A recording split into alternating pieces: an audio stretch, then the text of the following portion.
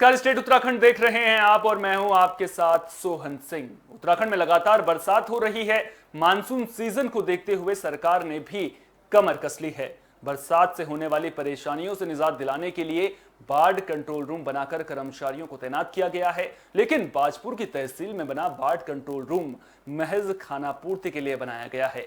यहां कर्मचारी तो तैनात कर दिए गए हैं, लेकिन बीते लंबे वक्त से कंट्रोल रूम में लगा टेलीफोन काम ही नहीं कर रहा है, जिससे तहसील प्रशासन को इलाके में होने वाली समस्याओं की जानकारी नहीं मिल पाती है। बता दें कि कुछ दिन पहले लगातार बारिश के बाद जो ग्रामीण हैं वहां पर दिक्कतों का इन ग्रामीणों को सामना करना पड़ा था, क्योंकि ग्रामीण इलाकों में जलभराव हो गया था। इसके अलावा शहरी इलाकों में भी जलभराव से लोग परेशान थे, लेकिन स्थानीय प्रशासन लोगों की समस्याओं की जानकारी ना होने की वजह से उन्हें दूर नहीं कर सका है। वजह सिर्फ एक है कि टेलीफोन खराब है। वहीं जब मामले को लेकर बाढ़ कंट्रोल रूम कर्मचारी कमल देव से बात की गई तो उन्होंने बताया कि वे अपने मोबाइल फोन से उच्च अधिकारियों को जानकारी देते हैं। साथ ही उन्होंने टेलीफोन जल्द सही करवाने की भी बात कही है। द्वारा भी रजिस्ट्रार कानून से बात की है, उनके द्वारा बताया गया था कि कल तक ये सही था और इसका जो धनराशि थी वो भी कल जमा कर दी गई है। अगर आज भी वो भी मेरे द्वारा मिलाया गया तो नहीं चल रहा है। इसको मैं अभी जाके तहसील में जाके इसको जो है चालू कराने का प्रयास करूँगा। इसको जो है आज ही इसको जो है इसको जोड़ने का प्रयास किया जाएगा कि आज ही ये कनेक्शन जुड़ जाए और वैसे भविष्य में ऐसी कोई समस्या सामना नहीं करना पड़ेगा। सर, ये बाढ़ कंट्रोल रूम में हमारी ड्यूटी 1 जून से लगी हुई है और हम जो है फ़ोन के द्वारा ही समस्या का समाधान करते थे, फ़ोन के द्वारा ही समस्याओं को सुनते थे। लेकिन ये फ़ोन हमारा इस महीने से करीब 10-15 दिन से बिल्कुल डेड पड़ा हुआ है। इससे हम अब केवल ज़िले में अपने फ़ोन द्वारा उनको सूचित करते हैं कि वर्षा हुई या नहीं हुई। बाकी हमें कोई जानकारी इस समय उपलब्ध नहीं हो पा रही है। इसकी सूचना हमने अपने अधिकारियों को दे रखी है कि फ़ोन जो है चलने का है और वो शायद जल्दी, उन्होंने कहा भी है कि हम इसको जल्दी दुरुस्त करा देंगे। अभी तो सर उसकी कोई सूचना ही नहीं प्राप्त हो पा रही है, क्योंकि फ़ोन डेड पड़ा हुआ है और हमारे अपने पर्सनल नंबर लोगों के पास है नहीं। नैनीताल में बारिश से मौसम सुहाना हो गया है। सुहाने मौसम का पर्यटक जमकर लुत्फ उठा रहे हैं। पर्यटकों ने बारिश में भी पर्यटन स्थलों का लुत्फ उठाया और नौका विहार का आनंद लिया। कई जगहों पर पहाड़ खिसकने की खबरें भी सामने आई हैं। गनीमत यह है कि किसी तरह के जानमाल के नुकसान की खबर नहीं है। हालांकि जगह जगह पहाड़ से पत्थर खिसकने की वजह से यातायात व्यवस्था प्रभावित हुई है। जिला मंडल मुख्यालय को जोड़ने वाली हल्द्वानी, कालाढूंगी और धवाली सड़क पर जगह जगह सड़क पर मलबा आ गया है और लगातार पत्थर गिरने की संभावना बनी हुई है। लगातार बारिश के कारण झील के पानी में भी इजाफा हुआ है। तो लगातार बरसात हो रही है, जिसकी वजह से पहाड़ खिसकने लगे हैं और जो पहाड़ हैं उनका मलबा जो है वो सड़क पर आ गया है, जिसकी वजह से आने जाने वाले लोगों को दिक्कतों का सामना करना पड़ रहा है।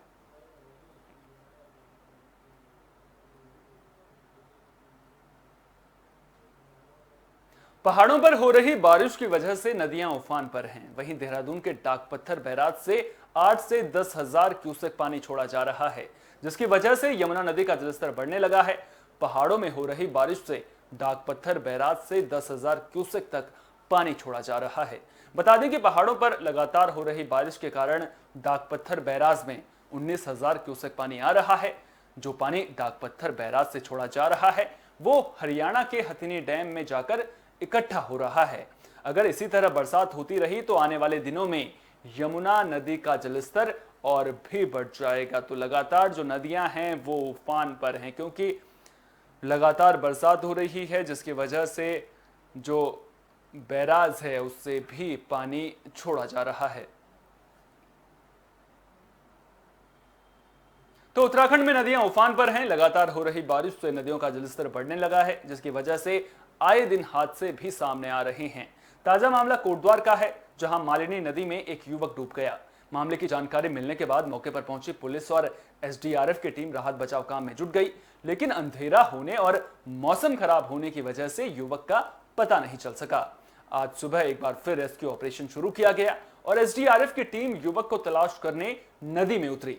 घंटों की कड़ी मशक्कत के बाद युवक के शव को नदी से निकाला जा सका है। जानकारी के मुताबिक 3-4 युवक काम खत्म कर मालिनी नदी में नहाने गए थे। नहाते वक्त एक युवक नदी में बने गहरे गड्ढे में डूब गया था। युवक की पहचान यूपी के बिजनौर के रहने वाले देव के रूप में हुई है, जो राजमिस्त्री का काम करता था। देखिए, ये एक पॉपिंस उर्फ देव नाम का लड़का था जो मजदूरी करता था। इसके दो साथी भी इसके साथ थे, बिजनौर के रहने वाले हैं और ये प्रतिदिन यहाँ मोटा ढाक भावर क्षेत्र में मजदूरी करने आते हैं। तो ये यहाँ से मजदूरी करके आ रहे थे। शाम को 7:30-8 बजे करीब इनमें से एक दोस्त ने कहा कि घर में क्या नहाना, यहीं नहा लेते हैं नदी में। तो बिल्कुल बिजनौर के बॉर्डर पे ये लोग नहाने के लिए रुक गए। नहाते नहाते इनको अंधेरा हो गया, अंधेरे में वो लड़का स्लिप हो गया और बह गया। तो ये है कहानी। तो बस अभी तो फिलहाल उसका निकाल के पोस्टमार्टम करवा रहे हैं। पोस्टमार्टम के बाद जैसे भी देखेंगे क्या पता क्या आता है पोस्टमार्टम में। तदन सावन का पावन महीना शुरू हो चुका है। शिव भक्त सावन के इस पावन महीने में गंगाजल लेने के लिए हरिद्वार का रुख करते हैं, लेकिन कोरोना के कारण सरकार ने पिछले साल की तरह इस साल भी कांवड़ यात्रा पर प्रतिबंध लगा दिया है। लिहाजा पुलिस भी लगातार सख्ती बरत रही है। उत्तराखंड की सीमाओं पर पुलिस का पहरा देखने को मिल रहा है। वहीं ग्रामीण इलाकों से होकर गुजरने वालों पर भी पुलिस की पैनी नजर है। उत्तराखंड के नारसन बॉर्डर से होकर जाने वाले हर वाहन की चेकिंग की जा रही है। उत्तराखंड में केवल उस व्यक्ति को एंट्री मिल रही है जिसके पास कोरोना की नेगेटिव RT-PCR रिपोर्ट होगी। तो उत्तराखंड में कांवड़ यात्रा पर इस साल भी पिछले साल की तरह रोक है, क्योंकि कोरोना की तीसरी लहर की संभावना विशेषज्ञ जता रहे हैं। साफ तौर पर विशेषज्ञों का कहना है कि जो कोरोना की तीसरी लहर है उसमें पहले की 2 लहरों से ज़्यादा नुकसान हो सकता है। लिहाजा सरकार ने लोगों की जान को प्राथमिकता देते हुए इस साल भी जो कांवड़ यात्रा है उस पर रोक लगा दी है। और अब पुलिस के सामने कानून व्यवस्था को बनाए रखना बड़ी चुनौती है, क्योंकि जो श्रद्धालु हैं वो बड़ी संख्या में सावन के इस महीने में हरिद्वार पहुंचते हैं।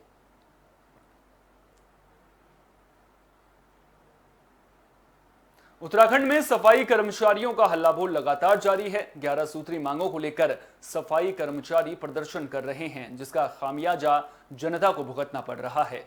काशीपुर में सड़कों पर कूड़े का अंबार लगा हुआ है, जिसकी वजह से बीमारियों का खतरा बना हुआ है।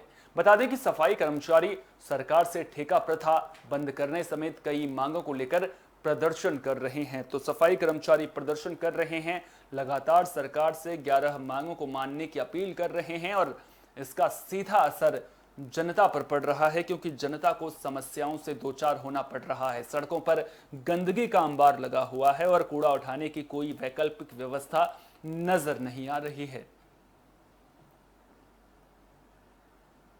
सारे विभागों में सरकार तनख्वाहें बढ़ा रही है, सब कुछ कर रही है, लेकिन सफाई कर्मचारी के लिए कोई कदम नहीं उठाया गया।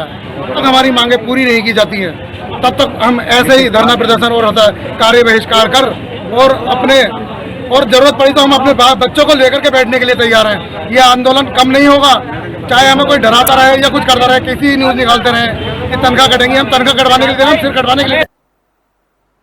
पौड़ी में तो सफाई कर्मचारियों की हड़ताल के साइड इफेक्ट्स भी दिखने लगे हैं। दरअसल डीएम ने नगरपालिका अध्यक्ष यशपाल बेनाम को वैकल्पिक व्यवस्था के तौर पर कूड़ा उठाने की बात कही, जिस पर नगरपालिका अध्यक्ष भड़क गई। उन्होंने कहा कि सफाई कर्मचारियों की हड़ताल प्रदेशव्यापी है और शहर में सफाई के लिए अधिकारी सिर्फ तस्वीरें खिंचवाने के लिए पहुंचते हैं। उन्होंने डीएम को कहा कि अधिकारी भी सफाई कर्मचारियों के साथ सफाई करें, जिसे लेकर डीएम और नगरपालिका अध्यक्ष में बहस छिड़ गई। वहीं यशपाल बेनाम ने कहा कि केवल पौड़ी में ही कर्मचारियों के ऊपर कूड़ा निस्तारण के लिए दबाव बनाया जा रहा है। उन्होंने विधायक मुकेश कोहली के सामने विरोध जताते हुए कहा कि जिला कार्य समिति की बैठक के दिन प्रदेश के मंत्रियों ने सफाई कर्मचारियों का ज्ञापन तक नहीं लिया, जबकि कोरोना काल में इन्हीं मंत्रियों ने सफाई कर्मचारियों को सम्मान समारोह के दौरान सम्मानित भी किया था। इस पूरे मामले में जिलाधिकारी पौड़ी डॉक्टर विजय कुमार जोगदंडे ने कहा कि इन दिनों सफाई कर्मचारी हड़ताल पर हैं और वे सभी शहर के नागरिकों से निवेदन करते हैं कि शहर को साफ सुथरा रखने में जिला प्रशासन का सहयोग करें। उन तमाम शहीदों को नमन करता हूं जिन्होंने कारगिल पे विजय पताका लहराई थी, और मैं भी आंदोलनकारी हूं, उत्तराखंड आंदोलन में रहा हूं। तो इस मौके पे तू मैं नहीं, डीएम साहब ने मुझसे ये कहा कि साहब तुम्हारी जिम्मेदारी है सफाई करने की, तो उससे मैंने कहा मेरी जिम्मेदारी इसलिए नहीं है ये क्योंकि राज्यव्यापी हड़ताल है, और अगर डीएम साहब मेरी जिम्मेदारी मान रहे हैं तो डीएम साहब को मुझसे वार्ता करनी चाहिए थी।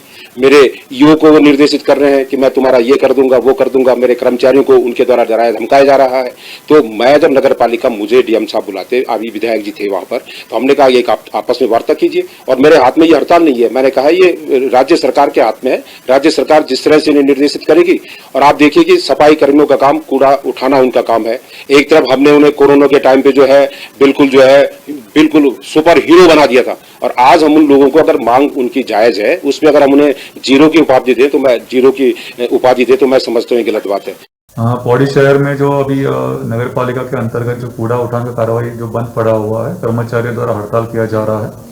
कर्मचारियों की यूनियन के साथ में भी वार्ता किया गया है। उन लोग से आग्रह किया जा रहा है कि अपना शहर की स्थिति को देखते हुए अपना स्ट्राइक को वापस ले लिया जाए।